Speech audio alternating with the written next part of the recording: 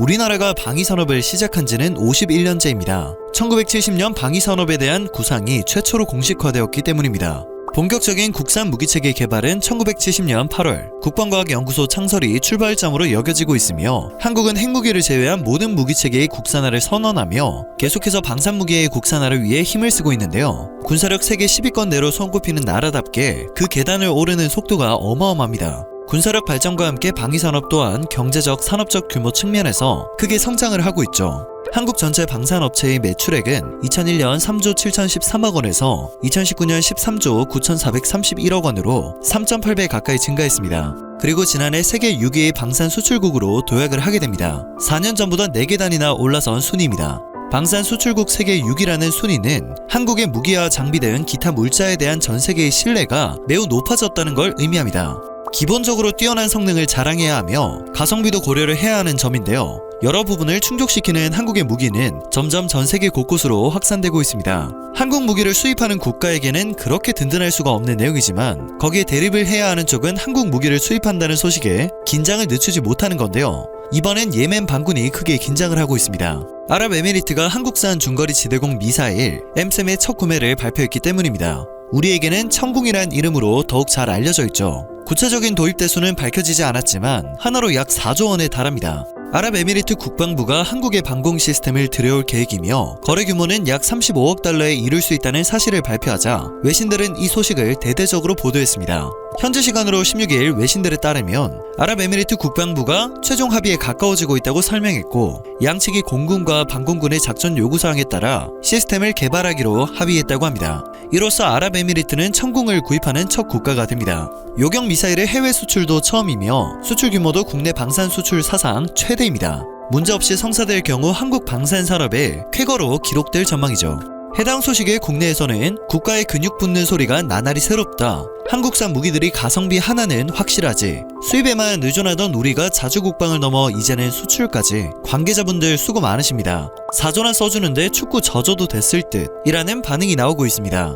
천궁은 1960년대부터 운영된 중거리 지대공 유도 무기 호크를 대체하기 위해 국내에서 개발된 최신 방공 유도 무기 체계입니다. 국방과학연구소에서 연구개발을 완료한 천궁은 여러 차례 시험 발사에서 100% 명중률을 기록하며 2017년 6월 전투용 적합 판정을 받았고, 이후 2018년 양산에 본격 착수해 지난해 11월 처음으로 포대를 군에 인도했습니다. 팔레스타인 무장조직 하마스가 이스라엘을 향해 발사한 로켓들이 하늘을 메웠을 당시 이스라엘의 요격체계인 아이언돔에 의해 90%가 격추되는 놀라운 상황이 펼쳐진 바 있습니다. 그러나 우리에게 더 놀라운 건 북한은 이보다 더 위협적인 탄도미사일로 무장을 하고 있다는 사실입니다. 하지만 한국은 한국형 미사일 방어체계로 더 위협적인 미사일 무장에 정면으로 맞서고 있습니다. 고도 40km 이상의 탄도미사일은 사드가 방어하고, 패리어트 미사일이 최고 고도 70km까지 막아주는데요. 고도 15에서 20km는 국내 기술로 개발한 천궁이 방어를 합니다. 그리고 이번에 아랍에미리트 수출에 성공한 것입니다. 천궁은 항공기 격추용 천궁1과 탄도미사일을 요격하는 천궁2 두 종류가 있는데요. 아랍에미리트에 수출하기로 한 것은 천궁2인 것으로 전해집니다. 한국형 방어미사일 체계 구축의 핵심 축인 천궁2는 북한의 탄도탄 발사와 항공기 공격에 동시 대응하기 위해 국내 기술로 개발된 중거리 및 중고도 지대공 요격 체계입니다. 기존의 방공 유도 무기와는 달리 수직 발사대에서 유도탄이 공중으로 올라간 후 방향을 원하는 방향으로 급격하게 틀어 목표물을 향해 날아가는 콜드 론칭 방식으로 운용되기도 하는 것이죠. 요격 고도는 약 15에서 40km로 최대 속도가 마하 5 수준에 이릅니다. 방사청에 따르면 20km 이하 고도에서 마하 5 이상의 미사일도 요격할 수 있도록 설계됐다고 합니다. 초속 5km로 낙하하는 정 미사일도 요격이 가능한 것입니다. 또한 천궁2는 탄도탄 요격을 위해 교전 통제 기술과 다기능 레이더의 탄도탄 추적 기술이 적용되어 수십 개의 적 미사일도 동시에 탐지 추적할 수 있습니다. 유도탄은 빠른 반응 시간 확보를 위해 전방 날개 조종형 형상 설계 및 제어 기술, 연속 추격형 측추력 기술 등 세계 최고 수준의 기술들이 적용됐습니다. 한 개 발사대당 8기의 유도탄을 탑재해 하나의 발사대에서 수초간의 짧은 간격으로 단발, 연발을 사격할 수 있죠. 또한 최고 36도, 최저 영하 30도의 환경과 전자파 교란 상황 등에서도 발사가 가능합니다. 천궁은 첨단 유도무기 분야 기술의 집약체라는 평가를 받고 있습니다. 교전 통제소와 다기능 레이더, 발사대와 유도탄으로 구성되어 있으며 발사대를 움직이지 않고 360도 모든 방향의 적과 교전이 가능하기 때문입니다. 고속 및 고기동 능력도 있어 회피 기동하는 표적을 정확히 요격하거나 다수 표적에 대해 동시 교전할 수 있는 능력을 갖추고 있기도 합니다. 지난 8월에는 국방기술품질원이 국방과학연구소 안흥 시험장에서 실시한 품질 인증 사격 시험을 통과해 본격 양산 체제에 돌입했는데요. 당시 사업 책임자인 고이명 방위사업청 다침방어 유도무기 사업팀장은 이번 시험을 통해 청궁2는 탄도탄과 항공기를 모두 요격할 수 있는 성능이 완벽히 입증됐다며 우리나라가 탄도탄 요격 기술을 보유한 4대 강국으로 발돋움하는 계기가 됐다고 설명한 바 있습니다. 아랍에미리트는 우리로부터 페리어트 미사일 계열을 일부 도입했으나 추가로 청궁2를 구입하려는 상황입니다. 아랍에미리트는 주변국인 이란과 예멘과의 갈등 고조로 방위망을 확충하고 있기 때문입니다. 특히 한국과의 우호적 관계를 바탕으로 방산 수출의 교두보로 급부상하고 있는 상황인데요. 실제로 지난 3월 현지 언론은 한국산 다연장 로켓 시스템 1000무와 미사일 탄약 등 9천억 원에 달하는 수출 계약을 체결한다고 보도한 바 있습니다. 아랍에미리트 원전 수출과 한국군 아크 부대의 지속적인 파병도 이번 결정에 긍정적인 영향을 끼친 것으로 분석되고 있는 건데요. 특히 강은호 방위사업청장 등 우리 정부와 군 고위 관계자들이 최근 아랍에미리트를 방문해 방산 세일즈 외교를 한 직후 아랍에미리트 정부의 발표가 이뤄져 눈길을 끕니다.